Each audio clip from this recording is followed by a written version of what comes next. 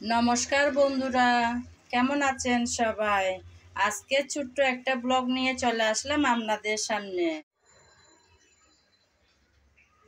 কোনো রকম একটা বিছনা গুছানো হয়ে গেল, আর অন্য দুইটা বিছনা আছে, সেগুলো গুছাবো না এখন। এটা কোনো রকম সেরে নিয়েছি।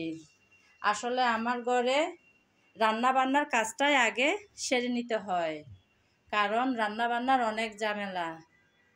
আমার ঘরে আবার দোকানের ছেলেরও খাওয়া দাওয়া হয়, যার কারণ ওরা টাইমের মধ্যে খেতে চলে আসবে।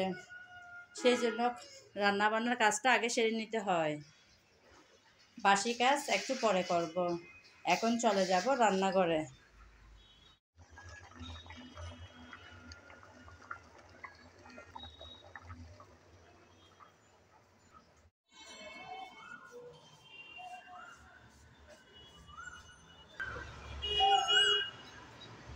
আমি এখন গাছে পানি দিতে চলে আসলাম।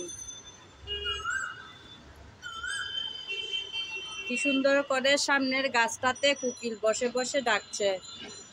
আমার ভীষণ ভালো লাগে, প্রত্যেক দিন শোনা যায় এই কোকিলের ডাকটা। আমি তো অনেকবার অনেক রকম করে ভিডিওতে আপনাদেরকে কিন্তু এখানে কোকিলের ডাকটা শুনিয়েছি। নিশ্চয়ই আপনাদের ভালো লাগে, তাই না বন্ধুরা? গাছে এখন পানি দিতে আসলাম।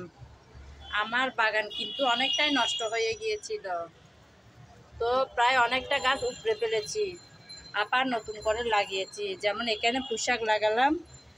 পুরানো পুঁইশাকগুলো আমার শাশুড়ি মা নিজের হাতেই পুরোটা তুলে ফেলেছিল, আবার নতুন করে লাগিয়েছি। এই যে দেখুন, এখানে মরিচ গাছ।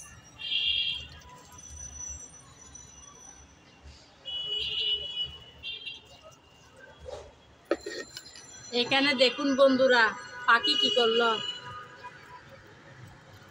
আমার টমেটো গাছে টমেটো একটা একদম খেয়ে ফেলেছে। মনে হয় আমার মতন পাখিও খুব টমেটো পছন্দ করে। ঘরের এত কাজের মধ্যে দেখুন আমার বরের কাণ্ড, কতগুলো শিমের বিচি নিয়ে চলে আসলো। এতগুলো বিচি কি কেউ আনে? হয়তো বা অনেকে আনে, হয়তো খাবে, হয়তো বা ফ্রিজে রেখে দেবে, না হয় কুসা ছাড়িয়ে শুকিয়ে রেখে দেবে। যাই হোক, এখন তো আমার অতটা সময় নেই। এগুলো এখন খাই বা না খাই, খোসা ছাড়ানো তো সবার আগে করতে হবে, না হলে গাছ হয়ে যাবে। আমার বরের একটা স্বভাব, সস্তায় পেলে একদম বস্তায় ভরে নিয়ে চলে আসে।